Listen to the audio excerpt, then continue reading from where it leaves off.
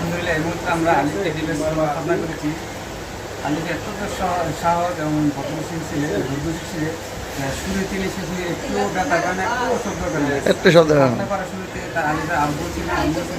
আলহামদুলিল্লাহ। এত সহজ ও নিরাপত্তা ছিল। আমরা ডিভাইস আমাদের ডিভাইস কোনো প্রকার সিঁড়ি লাগে না, কোনো টেন্ডিস লাগে না। ঘটনা করার পর কিছু 3 বছর পর ট্রেন করতে হবে।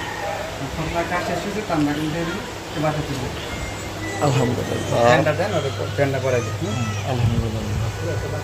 আলিফকে আমরা ডিভাইস শুরুতে খতনা করেছি, খতনা করার আছে কি বাবা? আচ্ছা এখনই তো আলহামদুলিল্লাহ ঠিক আছে। লাগবে না সুন্দর। আলিফকে খতনা করেছি। দেখেন আলিফে কত সহজ এবং কত হাসি খুশি আছে, বাবার সাথে কথা বলতেছে। আলিফ ওর নামাই দেন হাঁটা। আলিফ তুমি নামাও। এখন বাবা তোমার আম্মুর কাছে যাও। তো কি কিনবা? কি কিনবা? দাদা মোবাইল দাও। আলিফ এদিকে আসো, বসো, হুজুরে সালাম দাও।